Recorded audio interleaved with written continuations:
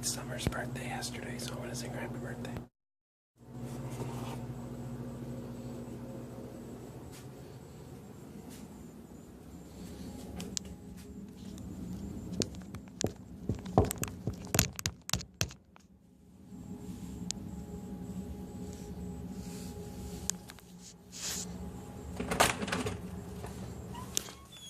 Happy birthday to you.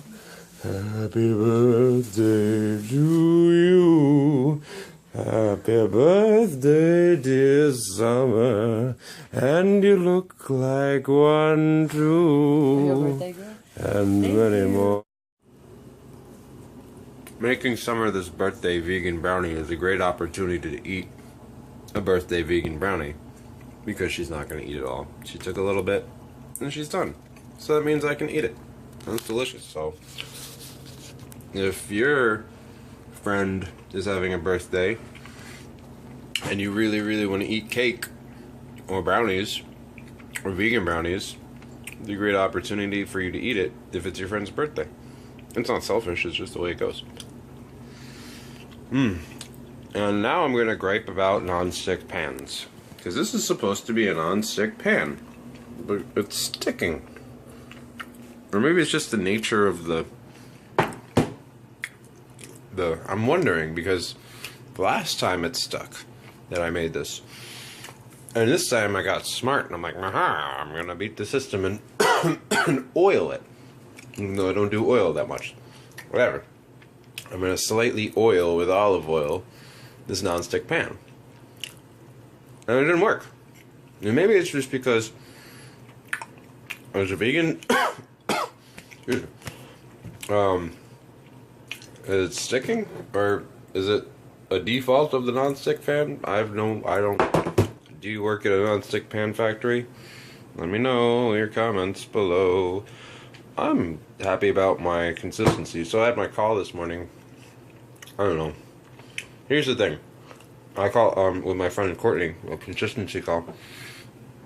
It's around this time when I start a new venture, about 2 weeks in, when I start to doubt and question my own system. And I'm noticing it's a pattern. But normally, I would just give up. And be like, it's not working, or I'm not happy with it, or blah, blah, blah, and just abandon the project, whatever it may be. But now, with this goes beyond me. This is bigger than me. The Simplify system is here to help the world. And I can't be selfish and just give up on it. So that's why it's important to have a buddy like this. So if you're going to embark in this challenge and plan on doing it for a year, that's why it's so important to like express. Because I told Courtney, I was like, listen, I'm feeling like I'm having doubts about it. And we talked about it, and like, I'm not going to quit. I'm gonna keep going because I have a buddy. And it's funny, yesterday I met a new friend, and we have excuse me, so much in common that that's another potential. It's another potential accountability partner. Like, we're even reading the same book about. The same book about psychic touch, which is so coincidental. Oh, this is really good. What song I have in my head? Why you gotta be so rude? So I'm coughing because I went to that hookah bar for Summer's. I gotta drink some water. Excuse me. For Summer's birthday, she wanted to go to a hookah bar, even though she doesn't smoke hookah.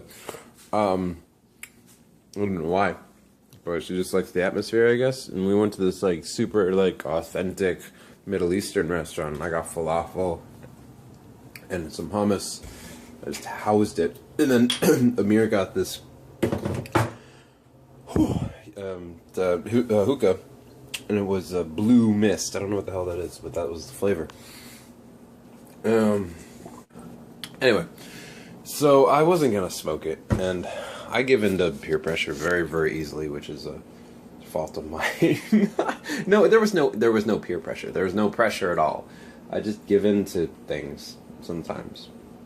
It's my nature sometimes. So I was like, it's there. maybe I'll do it. But I was doing it wrong because I wasn't used to smoking hookah. I used to do it back in the day, not a lot, but you know, it's different than smoking weed or smoking cigarettes or whatever. Or maybe it's the same as smoking cigarettes. I don't know, but I ended up like inhaling it, and like he was trying to teach me to, because I'm really used to breathing from my stomach. I'm a stomach breather, and he was trying to teach me to breathe from my chest, and I was having trouble with that. Yeah. Smoking hookah never was a problem for me, but until I forgot to breathe from my chest. Apparently, I thought stomach breathing was natural, but Amir is saying that chest breathing is natural because he used to be an EMT, so he said when you're unconscious, all you're doing is breathing from your chest. So he tried to teach me to do it with my shoulders, but it was just, I don't know. I took like 1 or 2 puffs and I was done. I'm like, screw this. It's not even worth it. Now I'm like coughing my brains out.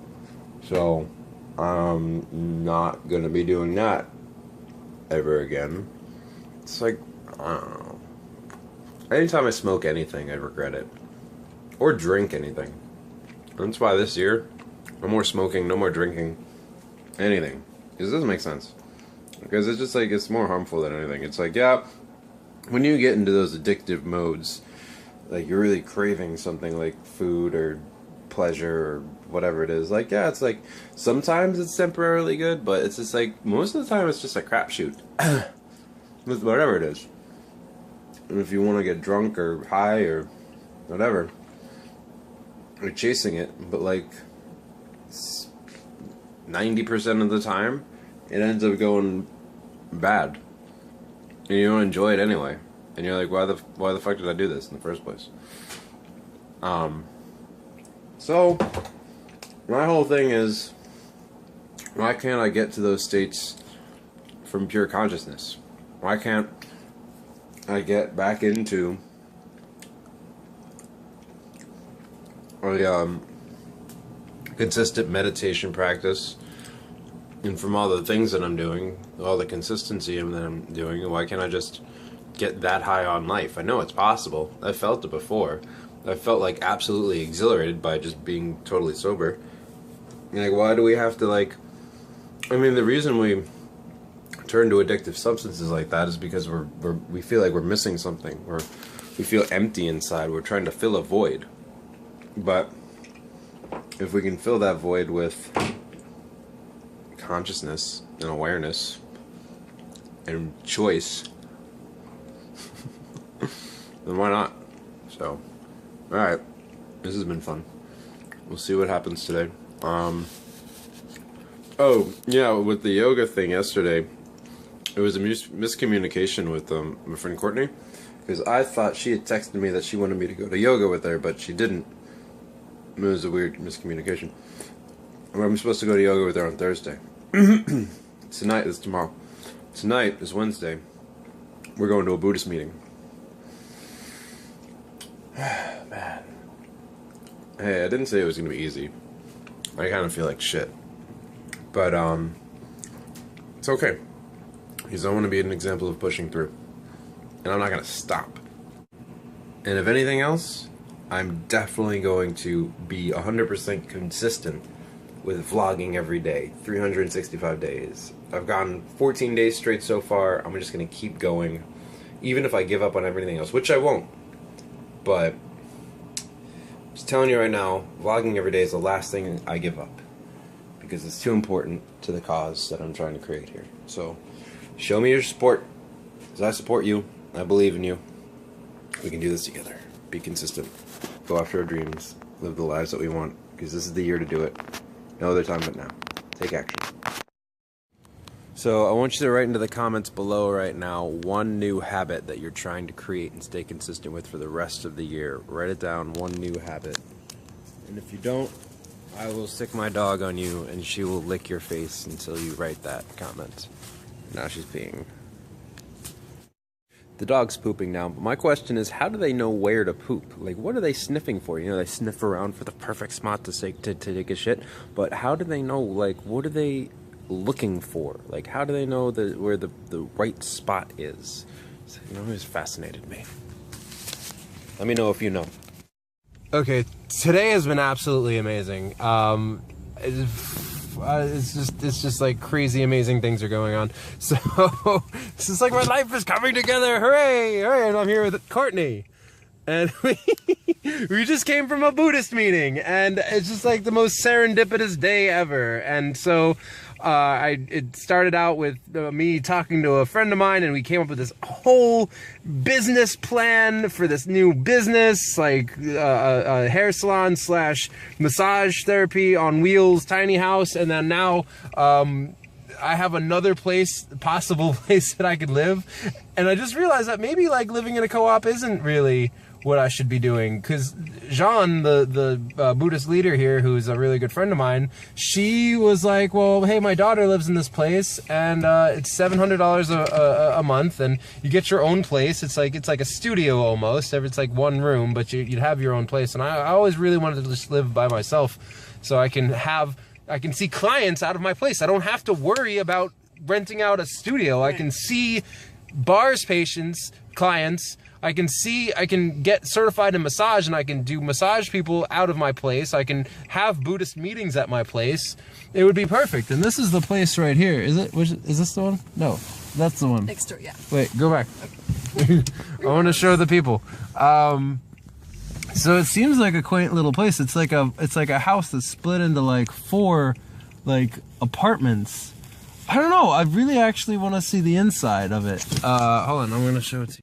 Yeah, so hopefully you can see it. It's just like a house. It doesn't look like much, but I think it's supposed to be really nice inside.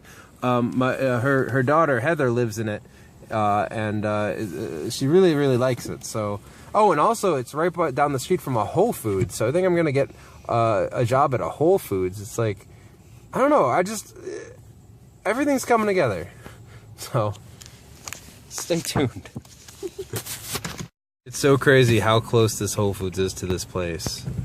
It's pretty insane.